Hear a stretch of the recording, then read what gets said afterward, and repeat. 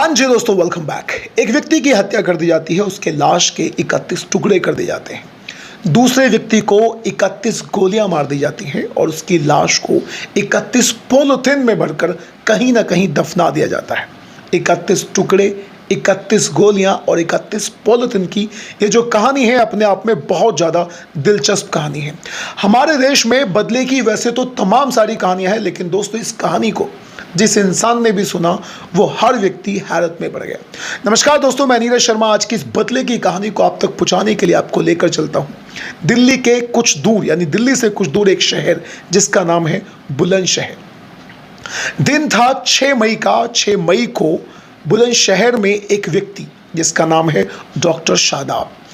Doctor साहब अपनी clinic में आराम से अपनी कुर्सी पर बैठे हुए थे। अगर बात करें डॉक्टर शादाब की डिग्रीज के बारे में तो उनके पास में कोई खास डिग्री नहीं है। उसके बावजूद भी वो अपना क्लिनिक बड़े शानदार तरीके से चलाते हैं, चला रहे थे और अपना काम बड़े आराम से चला रहे थे। इसमें कोई हैरत की बात भी नहीं है, क्योंकि हमारे देश में न जाने कितने यानी तमाम सारे झोला छाप डॉक्टर हैं। लेकिन दोस्तों 6 मई को इन डॉक्टर साहब की किस्मत पूरी तरह से पलट जाती है, क्योंकि इनके सामने यानी इनकी क्लिनिक के सामने 4 लोग मोटरसाइकिल पर आकर रुकते हैं।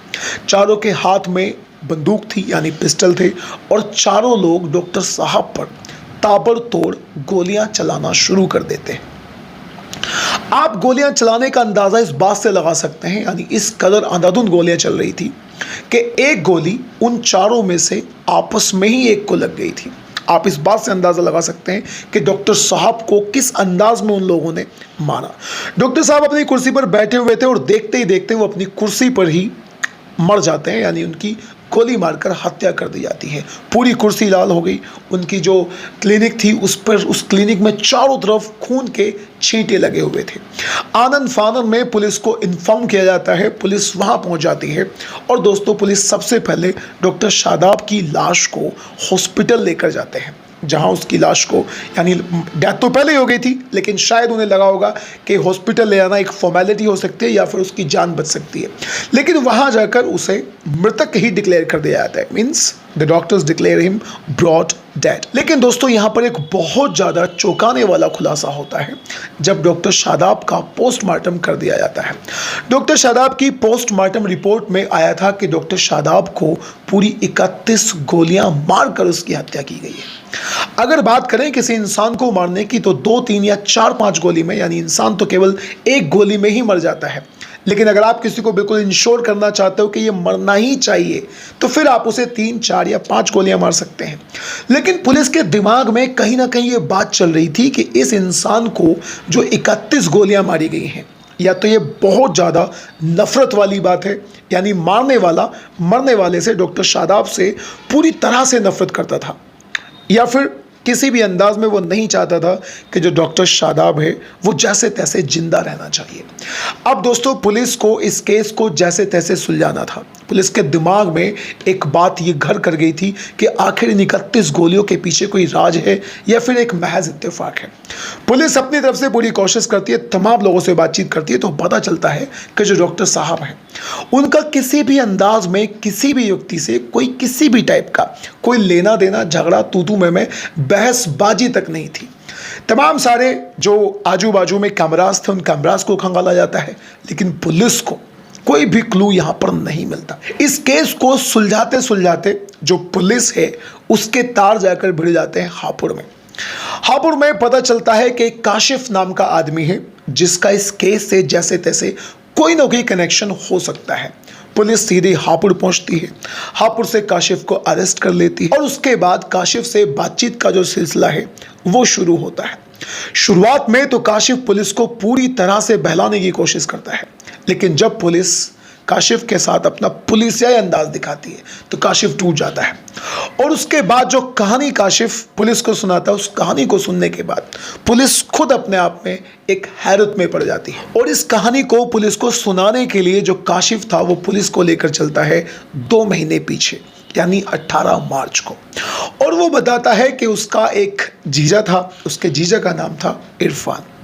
उसके जीजा ने हापुड़ में ही एक ट्रैवल एजेंसी खोली हुई थी वो गाड़ियों पर फास्टैग, यानी जब आप कहीं टोल प्लाजा में जाते हैं तो वहाँ कई बार आपको टोल देना पड़ता है, लेकिन अगर आपकी गाड़ी पर फास्टैग लगा हुआ है तो टोल अपने आप ही कट जाता है। उसने ट्रैवल एजेंसी खोली हुई थी, प्लस ये फास्टैग गाड़ियों पर लगाने का काम भी किया हुआ था। नाम था इरफान। हापुड़ में ही उसका एक छोटा सा ऑफिस उसने अपना खोला हुआ था, काशिफ का जीजा। अब दोस्तों उसके साथ में यानी इरफान के साथ में 4 लोग और भी काम करते थे और इरफान उन्हें किसी भी अंदाज में कोई भी पैसा नहीं दिया करता था। और कहीं ना कहीं पैसे को लेकर उन चारों के दिमाग में कभी ना कभी मनमुटाव जरूर रहता था। वो चारों एक थे और वो चारों चाहते थे कि इरफान उन्हें कम से कम कुछ तो पैसा दे।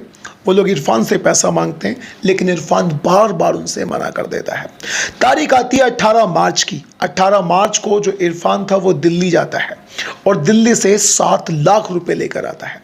जब वो 7 लाख रुपए लेकर आता है तो उसके चारों दोस्तों को उन पैसों के बारे में पता चल जाता है और वो इस दिन प्लान करते हैं एक अजीब सा बदला लेने की। यानी जब इरफान ने उन चारों को पैसा देने के लिए पूरी तरह से मना कर दिया तो उनके दिमाग में बदला लेने की आती है और इरफान को एक सबक सिखाने की उनके दिमाग में बात घर कर जाती है।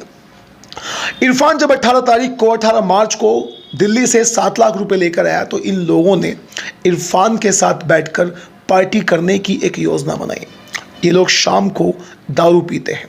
इरफान को भी बहुत ज़्यादा दारू पिलाई जाती है। ये चारों लोग भी बहुत ज़्यादा दारू पीते हैं और अपनी योजना के तहत यानी अपनी प्लानिंग के तहत ये लोग इरफान से पैसा मांगते हैं, लेकिन इरफान हमेशा की तरह अब भी मना कर देता है।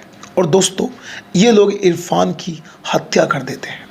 इरफान की हत्या करने के बाद इन चारों में से एक के घर वालों का फ़ोन आ जाता है और वो अपने घर चला जाता है।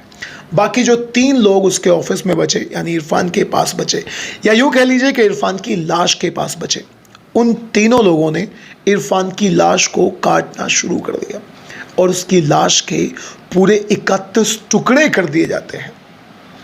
दोस्तों उसकी लाश के 31 टुकड़े करने के बाद अगले दिन वो तीनों एक जेसीबी मंगाते हैं और ऑफिस के सामने ही गड्ढा खुदवाते हैं और उसकी लाश को 31 पॉलिथीन में भरकर वहां पर दफना देते हैं। इरफान की लाश को दफना दिया जाता है। इरफान के घर वाले पुलिस में जब गुमशुदगी की रिपोर्ट दर्ज करवाते हैं तो पुलिस इस केस को बहुत जल्दी पकड़ लेती है, इस केस को सुलझा लेती है।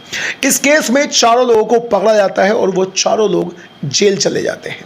जेल जाने के बाद यहाँ पर जब काशिफ को यानी इरफान के साले को इस घटना का पता चलता है तो वो बदला लेने की ठान लेता है।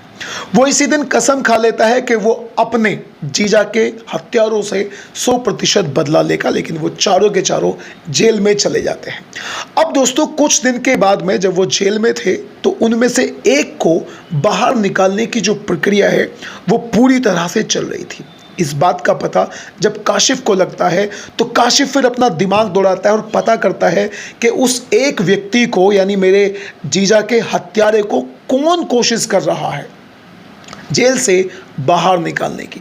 तो दोस्तों पता चलता है कि बुलंदशहर में बैठा हुआ एक डॉक्टर जिसका नाम है शादाब, वो उन तीनों में से एक को बाहर निकालने की कोशिश कर रहा है क्योंकि डॉक्टर शादाब का वो सगा भाई है।